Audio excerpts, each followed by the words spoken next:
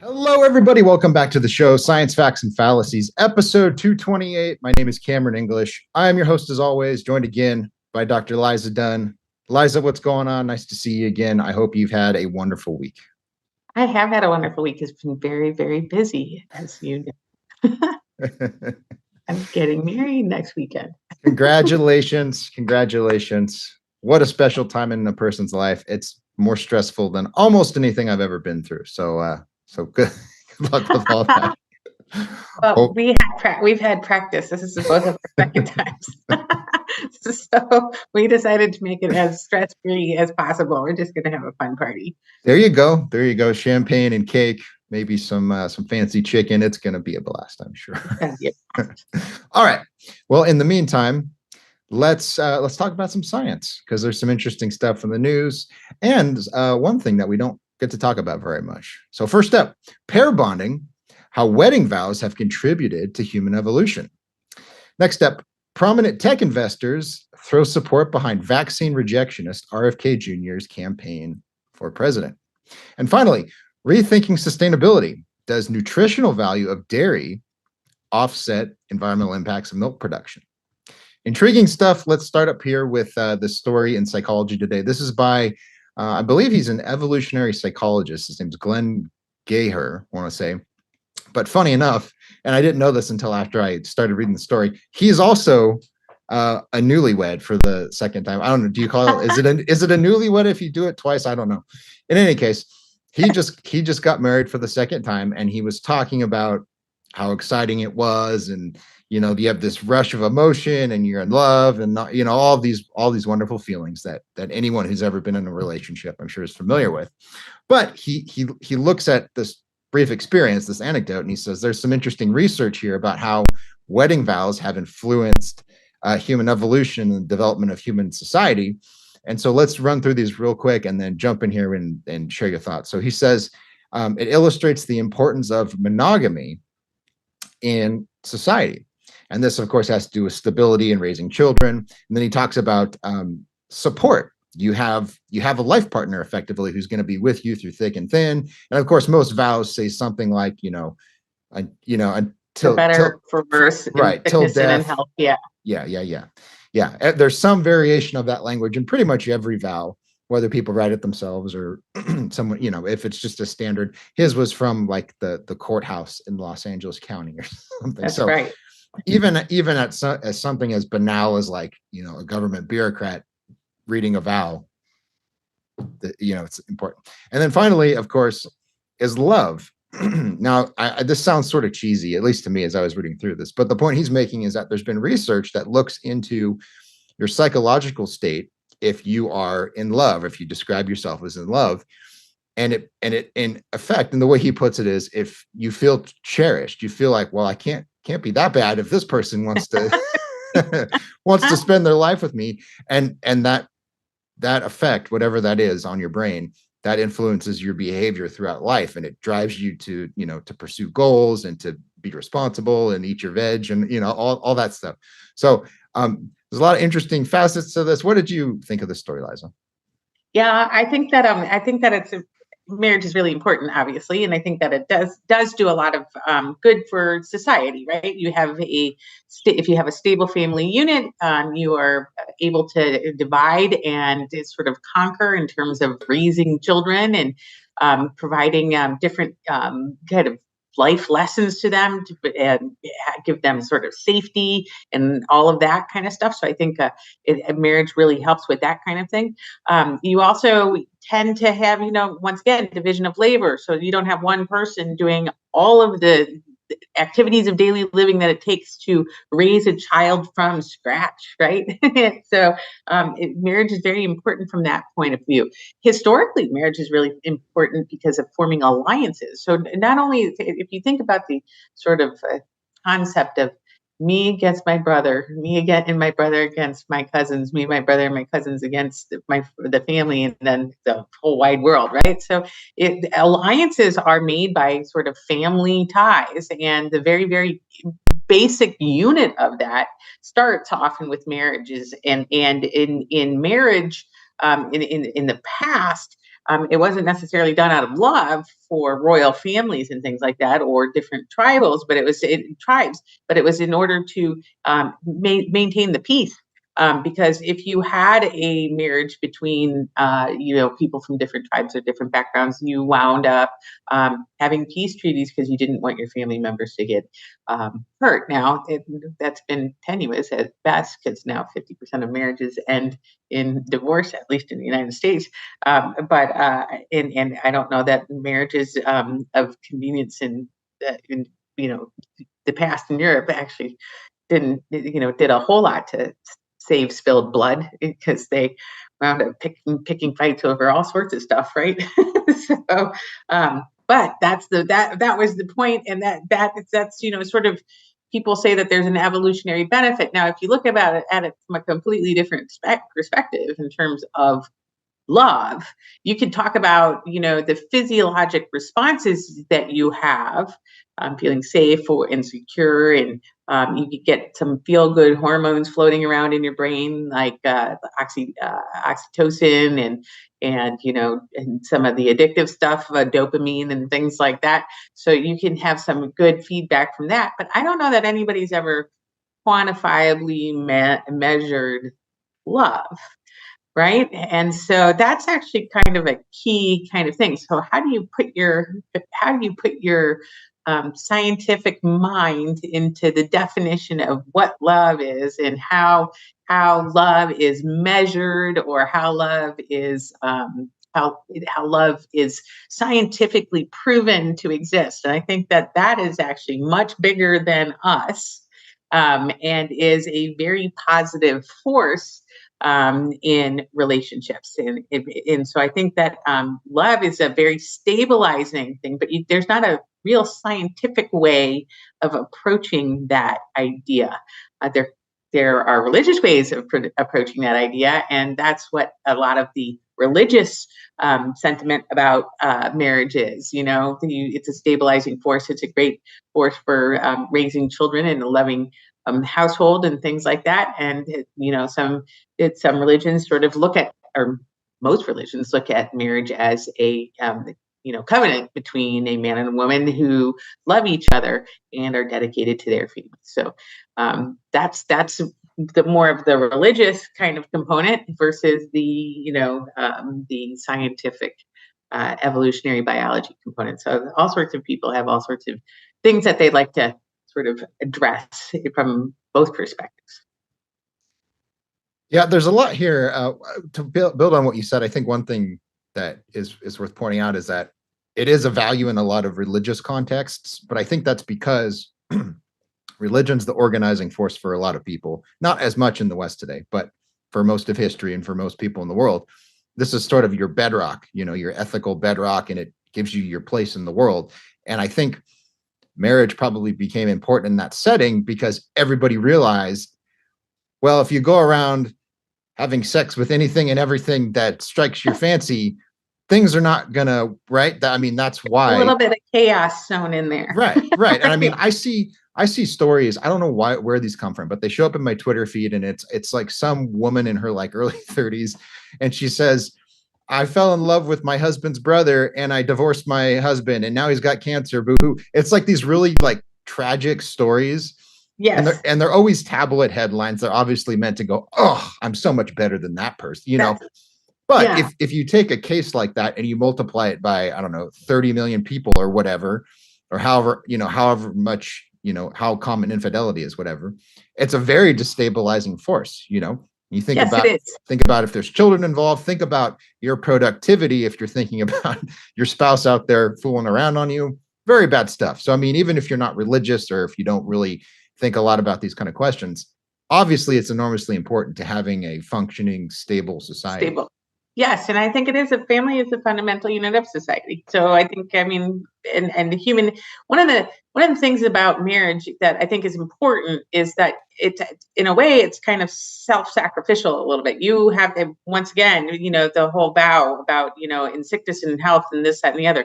It actually helps you transcend your selfish nature, right? And so that's one of the things that's valuable about it. If you have society collectively sort of transcending their, selfish nature, it helps it's a stabilizing force. And so I think ultimately it's a good, and I think that people have a underappreciation about how important it is for stable families and stable societies and things like that. And that's not necessarily just like a conservative versus liberal thing. I think that people who have happy marriages and happy families from both sides of the aisle will attest to that it brings them a lot of stability and joy. It's not political at all. It's just correct. And if anyone has an issue with that, then we can talk about it more. But just think of it this way: if you have a close friend, or you have a circle of colleagues at work that you really get along with, you say, this person is like a brother to me. These people are like a family to me, right? Even your extended relationships that on a certain level are somewhat trivial and not really that significant, you define them in reference to family. Even if you have a dysfunctional family, like a lot of people do, you might find a mentor and say, this person is like a father to me, right? It's sort of ingrained in your nature. Yep. That this is sort of like, this is the engine for society. So it's interesting to approach it from an evolutionary point of view. It totally is. Yeah. Yeah, really good. So check out this article. It's Psychology Today again, and no knock on the author. It's just inevitable when you're talking about studying human psychology. It's necessarily qualitative, right? To get to your point about how you measure love. Well, you don't, right? You measure various hormones, or you look at the behaviors that people engage in when they say they're in love, blah, blah, blah. It's just necessarily a little loosey-goosey because you can't put humans in the lab. At least if you're an ethical person, you can't, right? There's only so much experimentation that you can do unless you're, an insane scientist or whatever. Anyways, let's move on. Let's talk about our what's becoming a trend on this show, and again in most of the world, and that's RFK Jr.'s presidential campaign. So this is a story by a journalist named Darius Tahir, writing for Kaiser Health News, and I feel like they're running out of stuff to write about Kennedy, Liza, because now they're talking about specific segments of society that are endorsing him. And this one is about all of these Silicon Valley billionaires who are including a former Facebook executive, interestingly enough, who are coming out and publicly saying, I'm voting for this guy. I think he's great. And the primary interest from these folks seems to be they like his free speech rhetoric, especially like earlier in his career, he was more like put my political opponents in jail. But today he's like freedom, free markets, free speech, right? He's very much playing to the audience he is trying to win votes from. And this is attracting a lot of attention from people who, and we'll get into this in a minute, like we were talking about with Steve Kirsch a couple weeks ago. This kind of messaging appeals to a lot of these people. Now, the author notes that some people in Silicon Valley are not impressed with this guy, and they're kind of confused as to why their colleagues or fellow investors, what have you, are interested in this guy. To hear quotes, what's his name? Robert Nelson. He's a biotech investor with a company called ARC Venture Partners. So this is what he says about Kennedy. He says, I think he is a lower intellect Democratic version of Donald Trump. So he attracts libertarian leaning, anti-woke, in quotes, socially liberal folks as a protest vote. He says, I think he's a dangerous conspiracy theorist who has contributed to many deaths with his anti-vaccine lies. Now, the author goes on and sums up, I think this is actually, of all the media reporting I've seen about Kennedy, I think this actually gets close to explaining why he is where he is. And he's talking about, he's trying to answer the question, why do people in Silicon Valley, which doesn't seem like a very, pro-freedom, I guess, conservative part of the world. Tahir says, there's a deeply held anti-establishment ethos among many tech leaders, excuse me, I'm sorry. This is a quote from Margaret O'Mara. She's a historian at the University of Washington. University of Washington, yeah. Yeah. Excuse my mix up there. But she goes on and says, there's a suspicion of authority, disdain for gatekeepers and traditionalists, dislike of bureaucracies of all kinds. This too has its roots in the counterculture era and the 1960s anti-war movement, which of course, and they note this in the story, the hotbed of this was the San Francisco Bay Area. Of course, you had UC Berkeley, which is a very crazy place. If you've never been, just go and check it out. If you're feeling down, just there's some strange folks there. You'll get a kick out of it. But yeah, there was, the anti-war movement during the Vietnam era. You had, free love, drug use, like everything that's sorry. Summer of love. Yeah. Everything that's bad long term for society, its advocates were hanging out in my neighborhood, and they still are, unfortunately. But interesting. That's an interesting insight. So let's jump off with that. What was your take on this? Do you think there's any validity to this analysis here? Well, yeah, I think there is validity to that analysis. What I am a little disappointed in is we've talked on several episodes about bullying, and so when you will. The comment that about low intellectual, it really turns off people. So when people are assigned that kind of rhetoric, they understandably turn off and stop listening to you. So I think that one of the mistakes that people are making around RFK Jr. is they are not the tech bros he will talk to, and they will talk to him. Mm-hmm. And people who are disagreeing with RFK Jr. won't talk to him and won't talk to the tech bros. So he has, and the claim is that they don't want to platform him because he's not a scientist or he's not doesn't know anything about epidemiology, doesn't know anything about vaccines, all of this kind of stuff. It's interesting though, because the same group of people who don't want to talk to him about vaccines will believe him when it comes to the environmental claims that he makes. And so it's a really interesting dynamic to watch, right? And I think that society would benefit from actually having a conversation with him so that the tech bros, like the Silicon Valley folks, actually hear the other side of this story, because they're getting his side of the story only and not the other side. It's just trust us, we're medicine. And then that group of people are like, well, wait, no, that it's big pharma that's pushing this, and that the whole sort of industry discussion gets in there, which RFK Jr. likes to promote as well for his own agenda. But the anti-industry sentiment comes up, and what's really interesting about that is these guys are all, Silicon Valley is its own industry, and they're perceived to have not behaved honorably in freedom of speech discussions most recently. Mm-hmm. So it's a very interesting scenario to watch develop. Now, the other thing that is really fascinating about these Silicon Valley folks is they are using lots of sort of supplements. So one of them says he never wants to die. I've heard him say this. He tweeted about it, and he's doing all sorts of things to never die. Well, unfortunately, we're all born with a terminal illness, and we're at 100%. There's only one way out, right? Right. So it means, life's 100% fatal.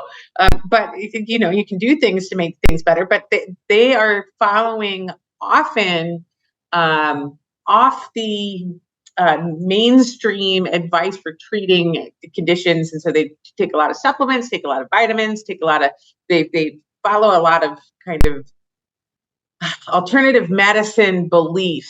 And it's interesting, I think, when you are very smart and you have a scientific background, you might overestimate your understanding of things like medicine or things like pharmaceuticals and things like that. And so people often fall for a lot of the baloney out there when it comes to alternative medicine. So I think that it benefits some people who sell snake oil a lot of the time. Yeah.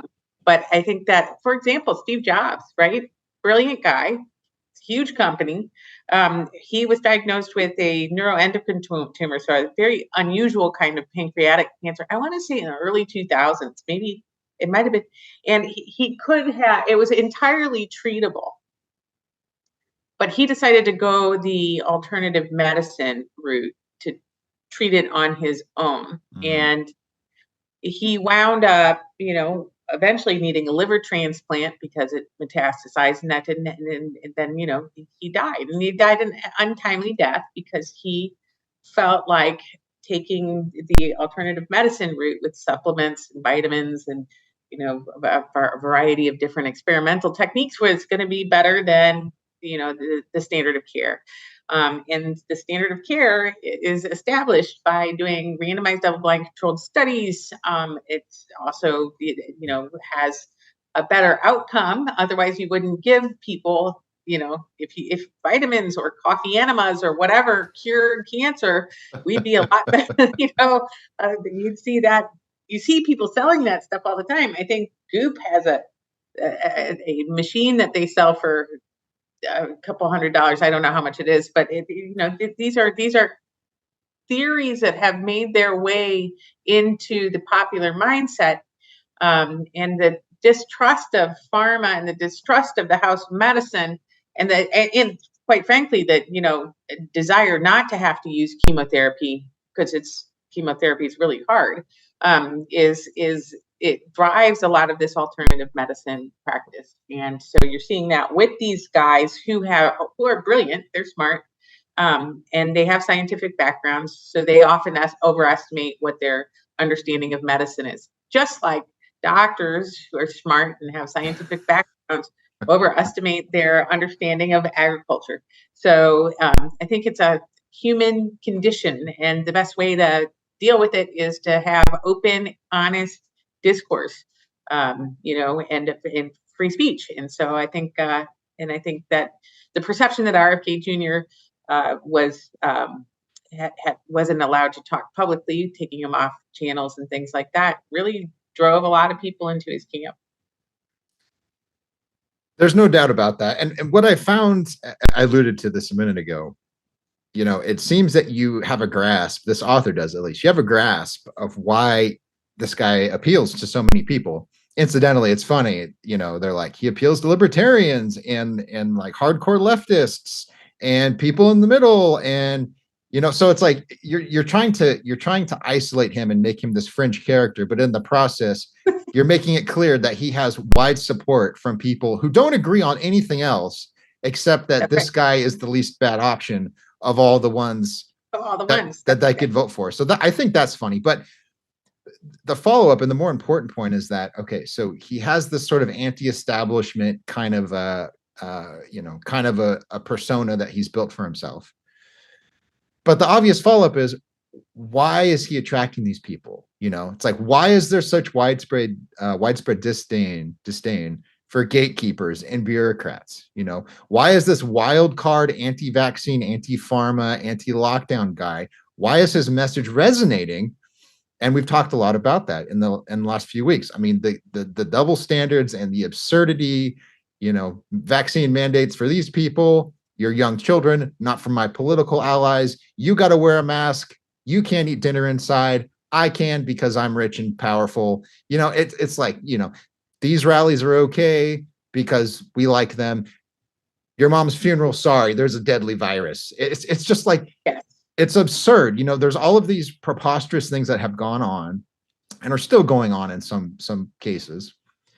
And these reporters who are covering him, they're like, oh, this is an interesting phenomenon. Well, it's because everyone's a conspiracy theorist. It's like, no, man, no. That's exactly right. And that's the same thing with the Trump crowd. People, they're condescending to people who have real legitimate questions and issues and things like that. And the casualty, I think, of this whole thing is science and vaccines. And I think that is a huge tragedy, the likes of which we're going to see repercussions for decades, because he does have anti-vaccine people who are advising children not to get, or parents not to give their children the measles vaccines, and that results in death. Mhm. And that's a really preventable thing, with polio making a comeback not too long ago, and finding it in New York. That's a big, huge problem. That's a big, huge problem. And it's really unfortunate that, that people have felt so marginalized by the scientific community that they don't trust it anymore. And I think it's really incumbent for scientists to try to have civil, cordial conversations with people who disagree with them, in order to try to explain that how important these advances are to the lifestyles that we've become accustomed to. We're not used to seeing, kids die under the age of 5 of vaccine preventable illness. We're not used to seeing kids not have access to clean water. And this is in the West, but it's unfortunate, the vitriol that's gone around about this stuff. And I think if we had been kinder, and we had more open conversations with people instead of calling them low intellect, for example, Right. I think that we would have been more successful. It's a simple lesson. I think, if you have any semblance of convincing people of anything in your life, then this. It's intuitive, I think, that you don't condescend to people. You're not rude to them, because you're trying to get their compliance with whatever it is, whether you're trying to sell them a product or you want them to do something. I don't know. It's just strange. And a related issue that I want to talk about real quick before we move on is this idea that he's a conspiracy theorist and everything's a conspiracy and everyone's a conspiracist. The term has lost all value and all meaning, I think. And it's not because there aren't weird things that people really believe that aren't true. Of course, that's true. But the problem is that there's been legitimate things that have occurred that were conspiracies that have been borne out, that just a couple of years ago, we were all told, oh, this is right. You're from the fever swamps if you believe this. This is some moonshine running hillbilly, not like, and like the two most obvious examples that have been in the news. Well, one of them is obvious. Of course, that's the lab leak. We were all told, this is absurd. You can't believe this. And as time goes on, we'll probably never know for sure, but it seems much more likely than it did 2 years ago that this is where this virus originated. And of course, there have been all these documents leaked. You have these high-level virologists and high-level officials at NIH and NIAID, Tony Fauci's old agency. And they're talking about how they're going to manipulate the media so they get off the trail of the lab leak. And they say in the course of these discussions, this is highly likely, but the political implications and the fallout are going to be too high. Right. This is incendiary. We need to get off this. And since we can't know for sure either way, let's push this proximal origins idea, this zoonosis spillover. Yeah. And so, like, in other words, you have that happen where you tell people, shut up, conspiracy theorists. Oh, by the way, that thing I told you was a lie. It's actually highly likely to have occurred. Highly likely. And we don't know for sure. And that's what they should have said from the beginning. We don't know. We don't know for sure. Right. It could have been. We're looking into it, but it's it's the same thing as it. Once again, if people are forgiving, if they understand, if you have the humility to just say, hey, we're all in this together. We're learning about this together.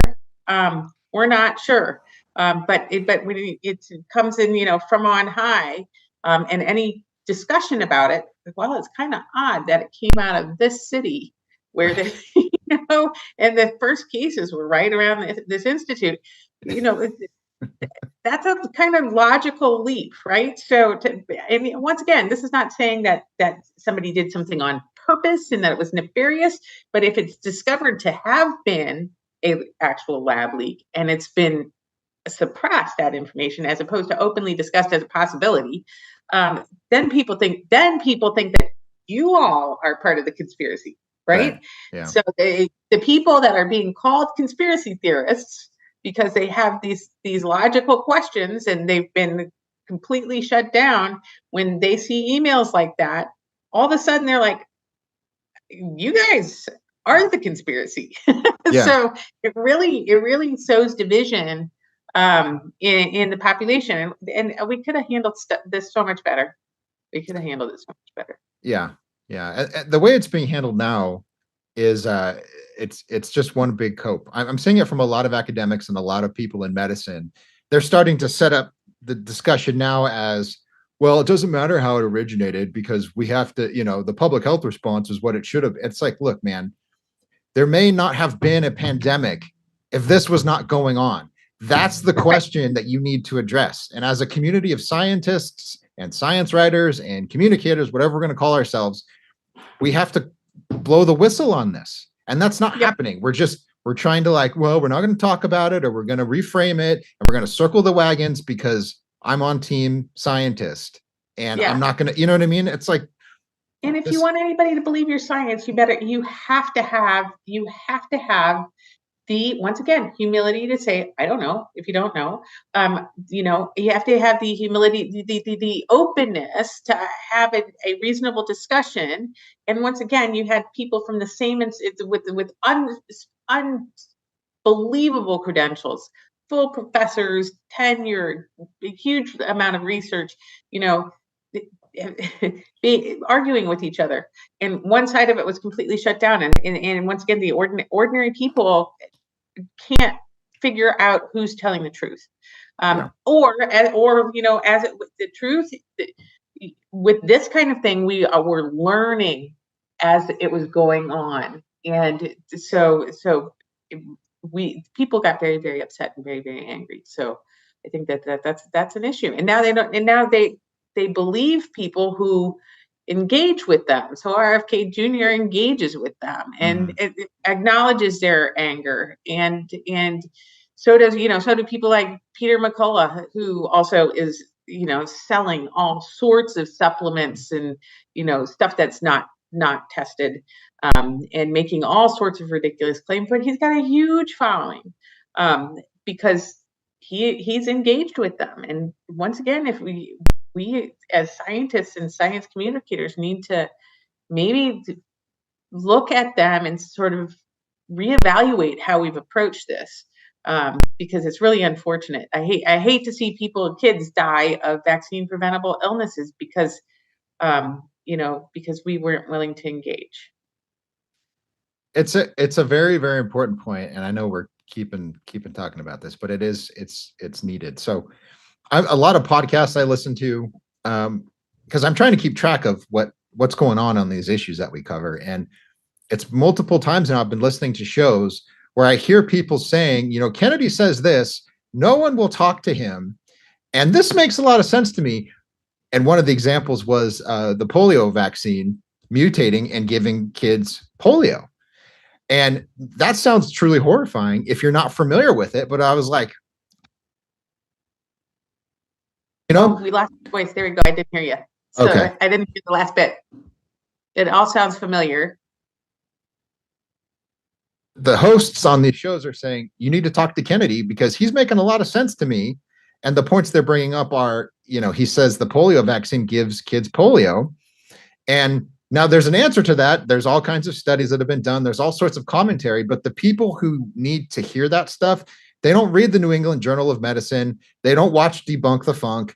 They don't follow Kevin Folta on Twitter. I wish they did all those things. That'd be great, but they don't. And so their ecosystem, the media ecosystem, it's filled with, a handful of podcasters and celebrities on Twitter or whatever. And all they're hearing is that this Kennedy guy's making good points, and you won't talk to him. You'll call him crazy, and you'll quote some misinformation expert or whatever, but you have to go into these settings, and it's hard to do. And you have to address these issues. And you can't be afraid of the setting, right? So one of the things that I try to do is get onto some of these Twitter spaces with large followings. So at least there's some voice in the wilderness out there that somebody can realize that they feel like they can at least ask questions and have a dialogue, but they're hearing something a little bit different. And so if there were any way we could get on, some of us could get on like Joe Rogan or somebody with a big following and discuss. And I mean, Joe Rogan asked Peter Hotez, and I think Peter Hotez I love Peter Hotez. He's a great scientist. He's a dedicated father. He's the whole vaccine program that he developed for the developing world it's really, really neat. And he's been on Joe Rogan before, but I think it would be wonderful to have somebody like him or Paul Offit, and Paul Offit's, FDA, so he may not be able to, I don't know what the rules are about that, but it'd be wonderful for people to get on, good scientists or good communicators to get on and answer hard questions in front of people. Paul Offit does do exactly that. He's does a lot of podcasting and a lot of discussions with people who have questions, and I think he's one of the few people who do. But I like to see people with higher numbers of followers actually engaging in discussion with people who disagree with them. I've talked to Robert Malone. I've talked to Peter McCullough. And I think that it's kind of interesting that when they started talking to me, they kind of maybe decided that they might want to disengage a little bit because so it was. And so I'm open to talking to people, and I don't look at it as giving them a platform. I think it's giving us or presenting people with the other side of the argument that's so valuable. Yeah. Yeah. And it's funny because when you do that, and this is the genius part of it, is like when you're willing to do that, in many cases, they back down. I know you had that one conversation debate with Steve Kirsch, but there was an effort to set up a bigger sort of a panel debate with multiple experts with unique, like very highly specialized expertise. And he backed off that and he made excuses right? So if you were to make a concerted effort and say, we'll talk to you, let's do this. And if everybody did that, I think it would become clear very quickly, they don't want to have that discussion. And if they do, they're going to look foolish because they're wrong. It's just not correct. And you can tell them that they're wrong in a way that doesn't make you seem like you're, shutting them down or censoring them, or that doesn't play into the narrative that they've brought along with them. Right. Yeah. So you can have a real conversation with them. And then people are like, oh, that's kind of interesting. But I wish we could get onto something like Joe Rogan and amplify the message that way. Because I think a lot of skeptics listen to Joe Rogan, and I'd love to talk to Brett Weinstein or not just me. I'd love to have a group of people talk to them and have a cordial conversation with skeptics. So it'd be good. It'd be amazing. I would love to. I'd pay for that. That'd be a good pay-per-view. Yeah. Final thing I want to say before we move on, and I'm really passionate about this. Sorry, but as recently as July 2021, the Biden administration said we're not going to mandate vaccines. That's not the government's job, And for the months preceding that, Kennedy and Mike Adams and Mercola, all these goofballs were saying, not only was the pandemic plan, it's all engineered so they can push their global vaccine agenda, and they're going to force these shots on you and your kids. And of course, everyone came out and said, oh, that's absurd, man. Like, what a crazy conspiracy. And then the president comes out 2 months later and says, if you don't get this, you're fired. And it's like, it's just another example, but it's like of how things went back and forth. And people had all sorts of questions and issues and things like that. And okay, that's all we're gonna say. I'll just get more angry and incendiary unless we go on to this. So our final story of the day: rethinking sustainability. Does the nutritional value of dairy offset the environmental impact of milk production? This was a great story. This is from a website called Dairy Reporter. They're talking about a study that was published in the Journal of Dairy Science, which I think is affiliated with the trade group, full disclosure. So, this is not coming from people who are just so like, hey, I'll write a study about milk. But nonetheless, there's some interesting observations in here. So the story is talking about a study that looked at the nutritional value that we get out of milk compared to the environmental impact of producing it. And they point out that a lot of studies that came beforehand, they tend to focus on the carbon emissions and the methane emissions that come from the dairy industry, but they don't actually look at, which seems pretty obvious to me as a consumer, why do we, produce all this milk? And the answer they come up with, it's enormously useful as a nutrient. It's loaded with vitamins. As we'll talk about in a minute, it's related to meat production as well. These are key sources of nutrition. We talked a little bit about this last week, in fact. But they point out that when you balance the equation, so to speak, and you look at everything that goes into producing dairy and all of the benefits we get out of it, on balance, it's better to keep producing dairy because of the rich source of nutrients it is.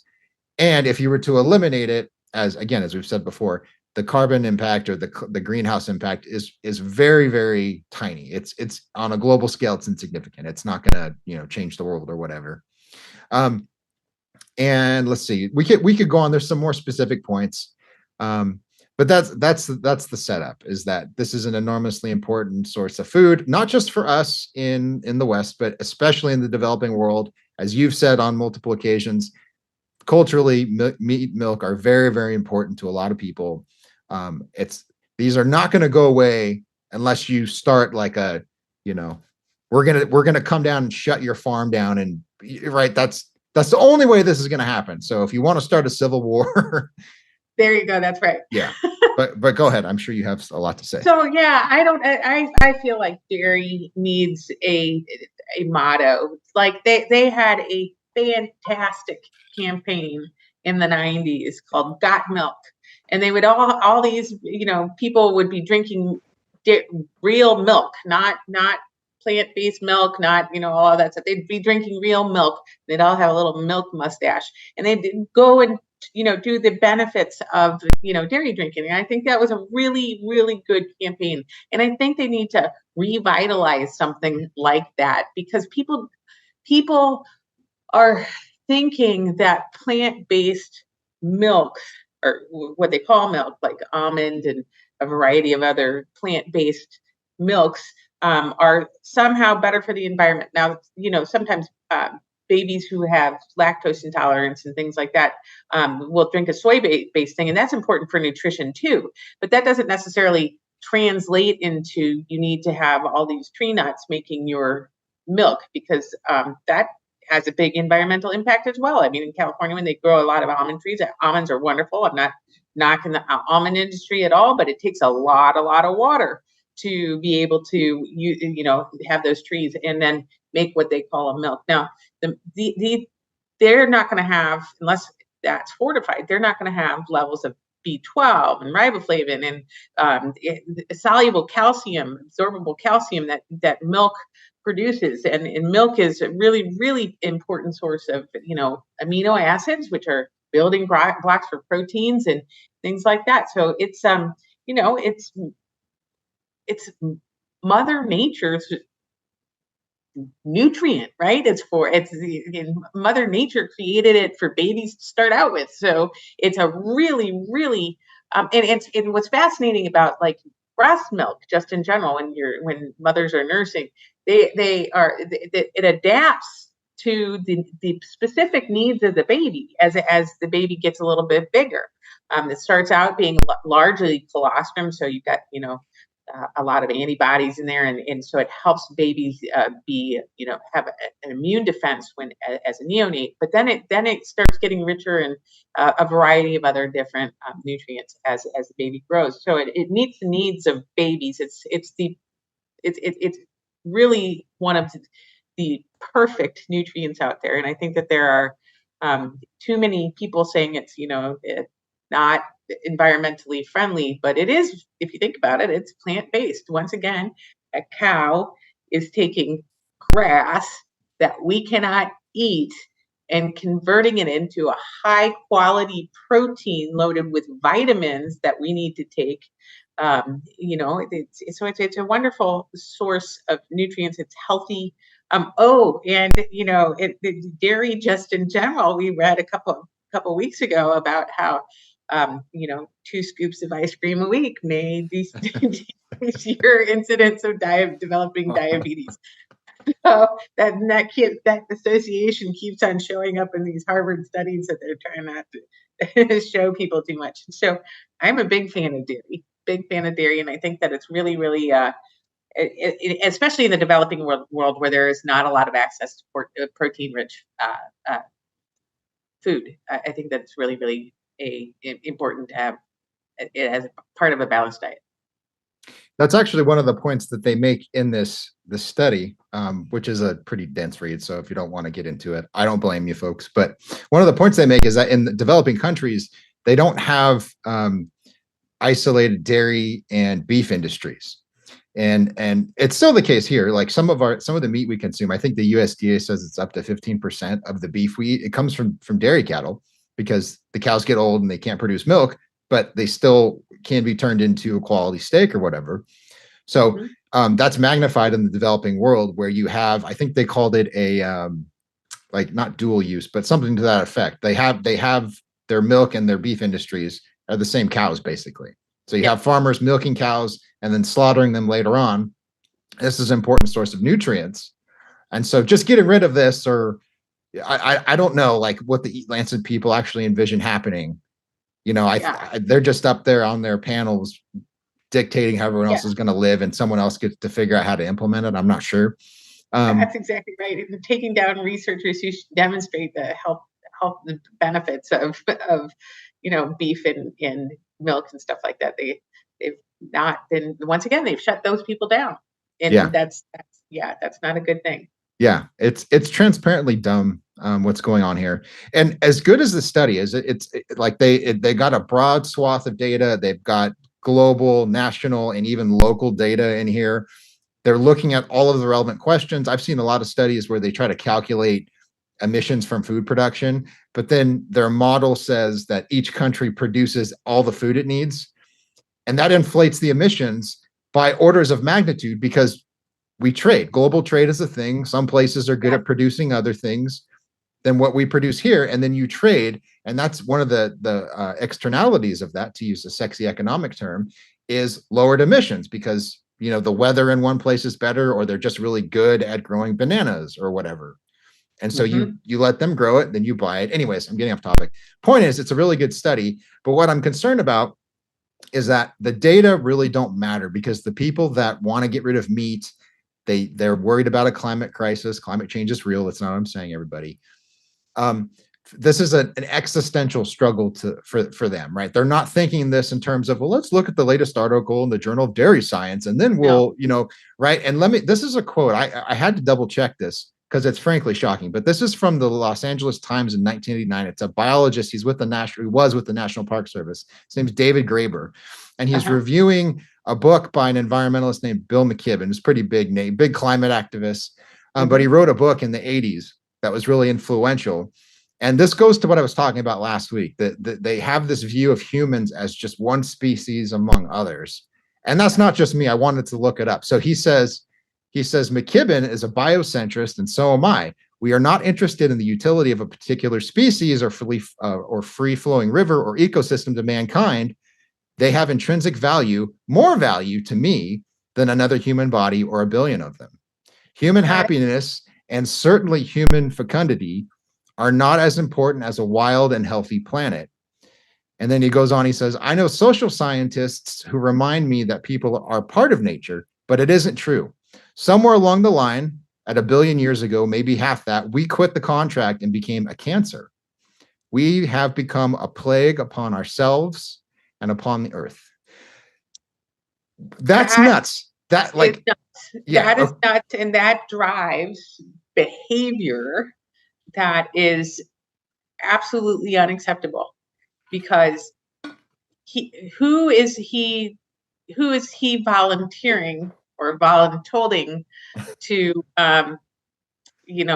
decrease? As far as I'm concerned, I think that that I personally think that people are valuable and wonderful, and they've got such amazing innovations have come out of the human existence that we can make other people's lives wonderful, right? And I think that going back to Mother Nature and just survival of the fittest, he's in a pretty comfy situation to be making claims about whether or not people are cancer, and comparing people to cancer, I think is really gets you put on a path that leads to some pretty awful behavior. Yeah. When you think about it, and again, it's so funny because these are the same people who will go on about racism and about white supremacy and all of these, right? Those are very bad things. Don't get me wrong. But No, they are. They're very bad. at the same time, you're talking about mistreating your fellow man because of the way they look or where they're from or whatever. You're going to go on and call all of humanity a cancer. And I'm sitting here, you know, as a father, and I'm like, so my young son is a cancer on the planet because he drinks milk, you know? Yeah. It's like, what the balls on these people, excuse my language. I don't know what to say. I don't know what to say. Yeah. But I think it's eye-opening, and I think people need to be aware that you know, there are some people who think that way. And I think that when we are looking at making environmental policies and we don't take into account the impact that has on human health. And I'll point out that, you know, in the West, you know, people are like, oh, there's overpopulation. Population decline has started precipitously in China, in Japan, in the West. You know, so I'm not sure that.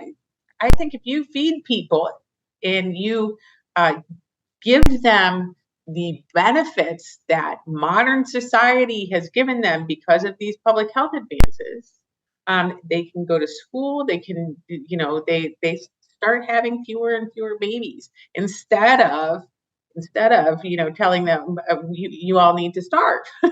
Yeah. So it's funny if, you know, if you give people the tools and resources to survive and have their children survive, they tend to slow down in the reproduction. And I think that's clearly demonstrated across the West. Yeah, and this is the paradox, and it connects to our first story, interestingly enough, because for a variety of reasons, you know, economic development is one of them, but for a lot of political reasons, people for many years have been, I don't know, not coerced is the wrong word, but they have been prompted to have fewer children and to put off marriage and to live your best life. You only live once, blah, blah, blah, blah, blah, right? So as a result of this, you have the population declining seriously to the point where it'll be a problem at some point. Not a replacement. Yeah. And I saw it was a BBC story. It was a study from last year, I want to say, but it was a team of demographers or whatever team of social scientists who look at this, and they said, this is really concerning. We're just going to run out of people at some point, you know? So who's going to stock the grocery store shelves? Who's going to pave the roads? Who's going to build the houses, right? These are concerning questions. And they said, well, you know, immigration's one possible answer. But as you pointed out, population is going to decline in those places as they get wealthier too. So that's not a permanent solution. You know, so it's like, in other words, all these eco-fundamentalists or whatever you want to call them, they're wrong about everything. You know, the world was supposed to be underwater, right? We're going to be underwater in 2018. You're all going to burn to death. Everyone's going to starve. And there's too many people. They're wrong about everything. So, and they've been saying that since Malthus, right? So it's been, people like to fearmonger, and they underestimate the capability of the human mind to be, you know, problem solvers. And so I think that, I guess one of the ways I look at things is if there's needs to be a huge emergent intervention that all of society needs to participate in, otherwise it's doomsday, then I think maybe we aren't thinking this quite through. Maybe maybe we need to just pause a little bit and maybe look at outcomes. Look at outcomes. Look at what happened to Sri Lanka when it went out organic. That's an outcome, and that should give everybody in the world who is making this great food transformation discussion into policy, they should see that's an evidence-based agricultural outcome. We talk about evidence-based medicine all the time, so we need to look at outcomes for things. And pharmaceutical companies are held to a rigor that is exceptionally high, as are ag companies when they're doing their testing and things like that, bringing people products that benefit them. So if we're going to say that, you know, there needs to be a big intervention, that should be tested. And if the outcome is not so good, and we can demonstrate that it's not so good, then it shouldn't happen. So, going all organic overnight, getting rid of fertilizers and stuff like that, that's a really, really terrible idea. And people were told that it was a terrible idea, and they chose to ignore it because they thought they knew better. And ordinary Sri Lankans are the ones that suffer for that. And, people, all across sub-Saharan Africa and Asia who can least afford to the impacts of these policies are they're the ones who really, really suffer, not the person behind the keyboard saying that people are a cancer. It's disgraceful. I mean, we're talking about kids going hungry. Just, if you have kids or, it's like, imagine your kids not having enough food to the point where their health suffers or they die. That's what we're talking about here. And again, back to my point about hypocrisy earlier, I don't really think a lot of these people believe that we're on the verge of collapse because of the way that they live. Do you think at NRDC's state-of-the-art headquarters in New York City, you don't think the AC's on there in New York City summer? I can guarantee you the AC is on. Those people are not uncomfortable. They're not uncomfortable. Right? People flying on their planes, on their private jets to climate conferences, telling ordinary people that they are immoral for having a steak for dinner once a week. Yeah. And then you have who was it? John Kerry, right? Who said, I've never owned a plane. I mean, my wife did, and I flew on it, but it's like you guys are, I don't know. Is it hard to see why everyone hates your guts? Is because of this? It's incredible. It's incredible. Yeah. So anyways, I got off on the rant there. I'm sorry. I feel like I'm leading you down a dark path, Liza. My bad. No. I don't mind going down that path. I'll go down that path. Okay, fair enough. It's just, I think the positive point we're making is that there's a lot of smart people who are really good at making life better. And the way we live today, even if you're just like a lower middle income person, you live better in the United States anyway, better than most royalty did throughout history in terms of your access to technology and food. It's enormous. We've made great progress. I just am still deeply frustrated by the fact that it's, the upper crust of society that lives the best. Sown doubt about these technologies that have made their lives possible and that are advocating for a return to this romanticized notion of subsistence farming and free vaccines and no antibiotics, all that kind of stuff. It's very disconcerting. All natural immunity to whatever. Devastating diseases. Yes, and yes, natural immunity works, but you don't want to have a whole bunch of people die when you can boost the immune system, right? Yeah. So all natural bacterial infections and diarrhea, and it's great. Cholera is all natural. Polio is all natural. Awful stuff. All right. Well, I hope you guys have a terrific week. Thank you for joining us. As always, follow us on Twitter in the meantime, at Dr. Liza MD, at CamJ English, at Genetic Literacy Project, because they put this whole thing on for us, as I say every week. And with that, we will see you next time for episode 229. Take care. See ya.